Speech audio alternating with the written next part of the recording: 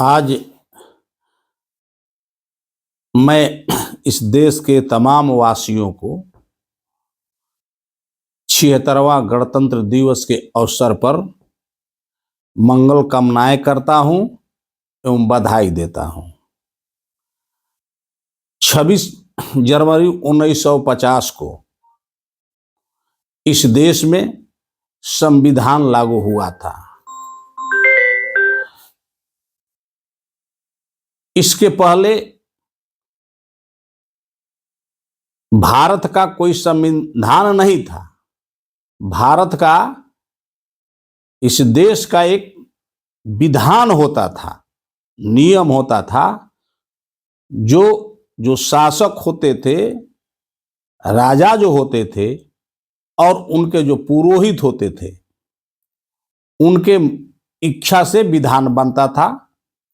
लेकिन देश आजादी के बाद इस देश को पहला संविधान का मतलब है सम, मतलब हर एक क्षेत्र में लोगों को बराबर अधिकार मिला। इसलिए संविधान में दिया कि समता, पहला सवाल समता, स्वतंत्रता और बंधुत्व की बातें कही गई है। यह शब्द भारत में पहले बार जोड़ा गया। हम जब संविधान की बात करते हैं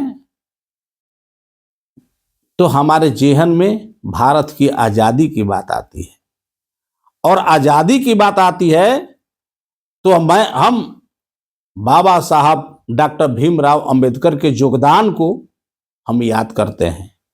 गांधी के त्याग, तपस्या और बलिदान को हम याद करते हैं।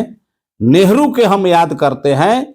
इसके साथ साथ हिंदुस्तान के जो हजारों जो क्रांतिकारी थे, जो आजादी में अपने जान को न्यौछावर किए, शहीद हुए, उन तमाम लोगों को यह दिन याद करने का दिन है। आज हजारों कुर्बानियों के बदौलत यह जो देश जो है आजाद हुआ, और बाबा साहब जैसे विद्वानों के बदौलत हमारे देश को समानता पर आधारित, बंधुत्व पर आधारित और समाज के न्याय पर आधारित संविधान मिला।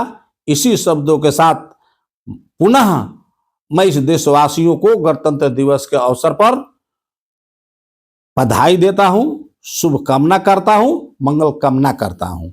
जय भारत, जय बाबा साहब, जय गांधी, जय नेहरू, जय किसान, जय मजदूर, जय नौजवान, जय छात्र।